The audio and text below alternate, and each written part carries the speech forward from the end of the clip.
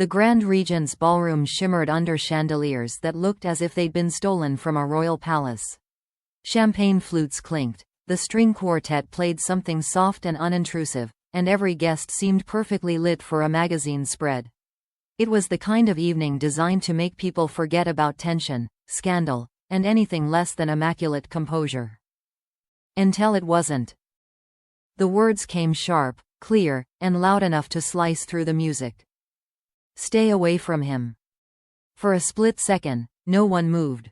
The bow of the first violinist froze in midair, a waiter stopped mid-pour, and every head in the room turned toward the source of the voice.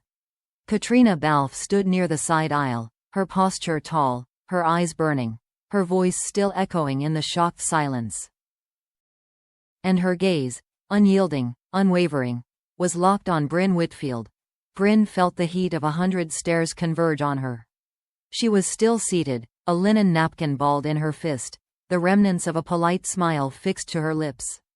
Cameras, always ready, started firing without mercy. The flashes came like lightning strikes, too bright, too fast. She wanted to breathe, but the air felt thick, like the moment before a storm breaks.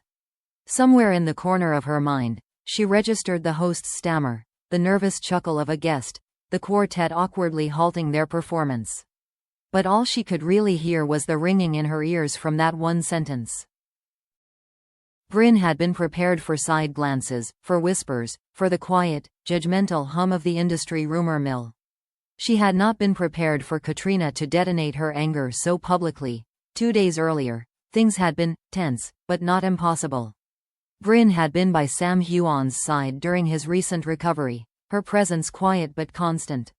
She told herself she was there for his well-being, for the support he needed, nothing more. But to anyone watching from the outside, it was a story ripe for embellishment. The glamorous newcomer caring for the star in his vulnerable moment. The whispered possibility of romance in hospital corridors. Caitríona, Brynn knew, had been part of Sam's professional world for years. His confidant, his co-star, someone who had shared countless private moments in the name of their work. And while Brynn had no desire to replace her in any way, it was clear that Caitríona saw her as a threat. The schedule for the evening had seemed foolproof. Brynn would arrive late, sit quietly at her table, and leave discreetly during the award presentation for Sam's charity work. She had hoped to avoid any kind of direct contact with Caitríona altogether. But fate, or perhaps cruel timing, had other plans. As Brynn's publicist guided her toward the side exit just before Sam was due on stage, she found herself walking directly alongside Caitríona. Their shoulders were nearly touching in the narrow aisle. Brynn glanced over, offering a polite nod, the kind you give to an acquaintance in public. Caitríona stopped mid-step, turned toward her, and let the words fly. Stay away from him. It was not whispered. It was not hidden in the safety of a dressing room or a private text. It was delivered with the full force of a public declaration. Brynn's publicist, Bryce, froze for half a second before touching her elbow. Let's keep moving, he murmured, the kind of advice that sounds calm but feels like an emergency exit sign. Brynn didn't move. She met Caitríona's gaze, not with defiance, but with an almost fragile steadiness. She wasn't here to start a war, but neither would she shrink from one. The ballroom, of course, was already eating it up. Phones tilted discreetly, social media posts were being drafted in real time. The phrase, "stay away from him," was halfway to becoming a trending hashtag before Brynn had even taken her next breath. And then, because the universe enjoys cruel timing, Sam appeared. He had just stepped down from the stage, his face still lit with the smile he wore for donors and cameras, when his eyes fell on the scene. "Brynn," he said, confusion knitting his brow. She forced her lips into something resembling reassurance. "I'm fine," she told him, though the tremor in her voice betrayed her. "Go back, you're on camera." Sam hesitated. His gaze flicked toward the direction Caitríona had gone, then back to Brynn. 30 seconds, he muttered, ignoring the producer calling his name from the stage.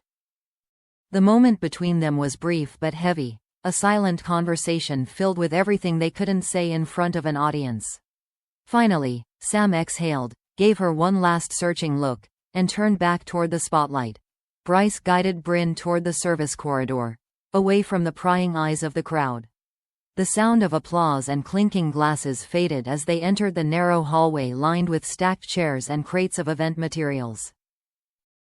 Brynn leaned against the wall, the cool plaster a small relief against her flushed skin. Her phone buzzed in her clutch, too tempting to ignore. She glanced at the screen. Unknown. Leave now if you want to keep him safe.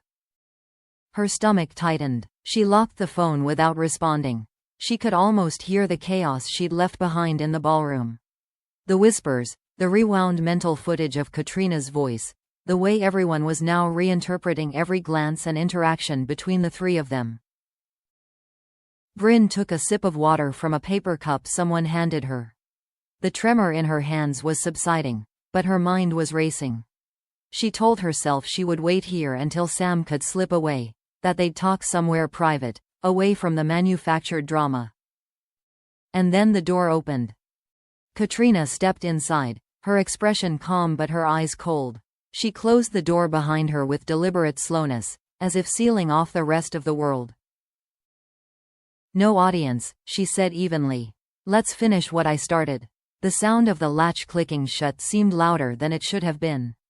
The air in the cramped backstage lounge thickened as Caitríona leaned back against the door, her posture poised but charged, the kind of stillness that precedes a sudden strike. Bryce instinctively stepped slightly in front of Brynn, his hand hovering near her arm as if to guide her toward the opposite exit. Caitríona didn't even glance at him.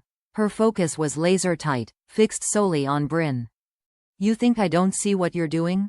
Caitríona's tone wasn't raised, but it carried a weight that made every syllable feel like it had been carved from stone. You've been circling him for months, waiting for the perfect moment to move in. And you found it the second he was vulnerable. Brynn inhaled slowly, resisting the instinct to match that heat with her own. You're wrong, she said quietly. I've been there because he needed someone. That's all. That's all? Caitríona let out a humorless laugh. You think the press believes that? You think the studio does? Every photo, every hospital visit, do you know what it looks like to them? To me? Brynn didn't answer. She knew there was no version of her truth that would look clean to someone who had already decided she was the villain. Caitríona took a step closer, her heels clicking against the polished concrete floor. You're playing with more than just his life, Brynn. You're playing with his career, with ours. We've built something for over a decade, a brand, a partnership that millions believe in. And you, her voice caught, just for a second. You could burn it down in a matter of weeks.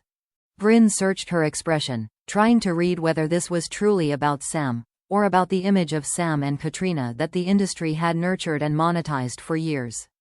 You think protecting a brand matters more than protecting him? I think protecting him is protecting the brand, Caitríona shot back. For the first time, Brynn's composure cracked. That's where you and I are different. The door swung open abruptly, and Sam stepped into the room, the residual heat from the stage lights still clinging to his skin. His eyes darted between the two women, his jaw tightening as if bracing for impact. What's going on? His voice was low, but the tension in it was unmistakable. Caitríona straightened, slipping instantly into a controlled calm. We're having a conversation, she said, but her eyes never left Brynn. About what? Sam asked, stepping further into. Brynn looked at him, her pulse thudding in her ears. About whether I should be anywhere near you, she said plainly. Sam's brow furrowed. That's not her call. Caitríona turned to him sharply. It's not just my call, it's reality.